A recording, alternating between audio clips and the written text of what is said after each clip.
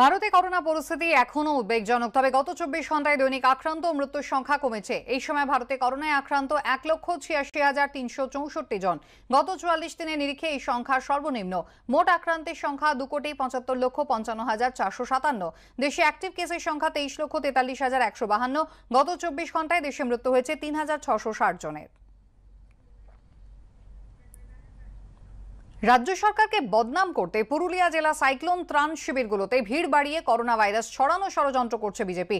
একটি WhatsApp চ্যাটের viral হওয়া স্ক্রিনশটকে সামনে এনে মারাত্মক অভিযোগে সরব হল তৃণমূল। বিজেপির দাবি পুরোটাই শাসক শিবিরের ষড়যন্ত্র।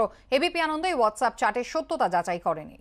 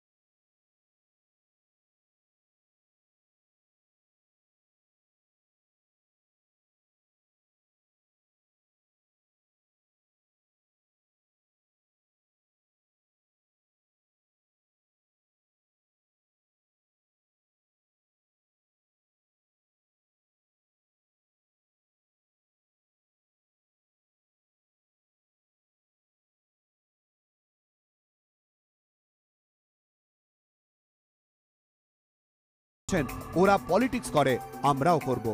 এরকম একটা ভাইরাল, যে ভাইরালটাতে যে পোস্টটাতে লেখা আছে যে বেশি বেশি করে লোক ঢুকিয়ে দাও, প্রত্যেকটা মানুষ ছি ছাকার করছে বিজেপিকে, যে ওরা কাজের সময় মানুষের পাশে থাকে না, শুধু এই ধরনের উস্কানিমূলক কথা। আমিও এই বিষয় নিয়ে থানায় এফআইআর করব। বিজেপি কোর কমিটি বলে যে কমিটির মাধ্যমে এটাকে ছড়ানো হয়েছে, সে ধরনের কোনো কোর কমিটি বিজেপির মধ্যে নেই, যেটা তদন্ত করা হোক। এই ঘটনায় দোষীদের গ্রেফতারি চেয়ে পুলিশ সুপারের অফিস ও একাধিক থানায় তৃণমূলের তরফে লিখিত অভিযোগ দায়ের করা হয়েছে। পাল্টা অতিরিক্ত পুলিশ সুপারের অফিসে অভিযোগ জানিয়েছে বিজেপি।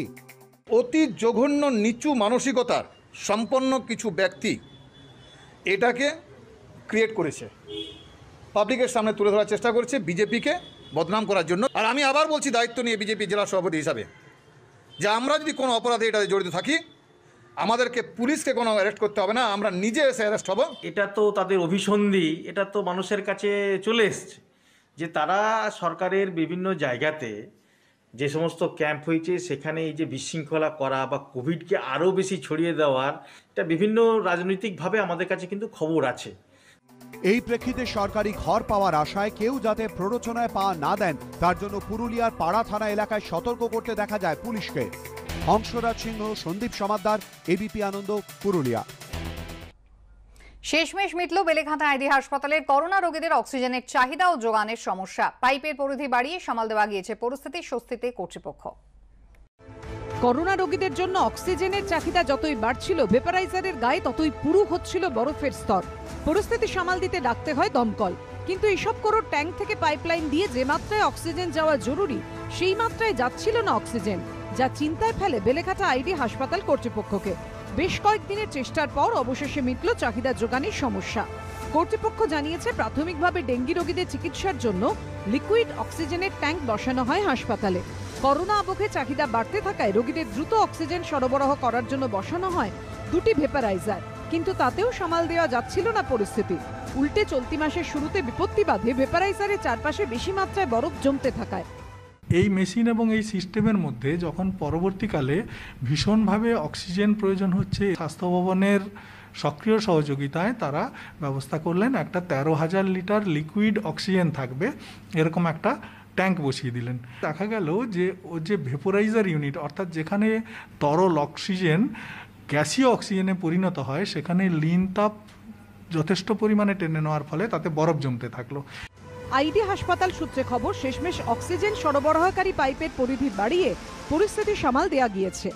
প্রথম ফেজে আমরা যেটা করেছি সেটা হচ্ছে যে ওখানে আরেকটা ভেপোরাইজারের সাহায্য নিচ্ছি, আরেকটা অ্যাডিশনাল মোটা পাইপলাইন ওখানে যোগ করে দিয়েছি, ফলে এই প্রেসারের সমস্যাটা রোগীদের স্বার্থে ঠিক করা গেছে।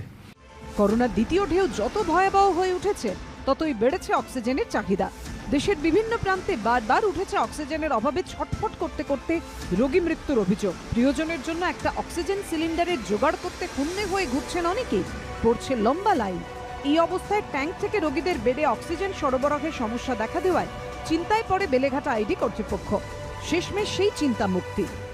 গত 5 দিন ধরে যে নতুন পাইপলাইন বসানো হয়েছে অক্সিজেন সরবরাহের জন্য, সেটা সঠিকভাবে কাজ করছে দেখে তারা সিদ্ধান্তে পৌঁছেছেন এবং আগামী দিনে বাড়তি চাহিদা থাকলেও সেই সমস্যা আর থাকবে না। ক্যামেরায় প্রতীক রায়ের সঙ্গে ঝিলাম করঞ্জয়, এবিপি আনন্দ।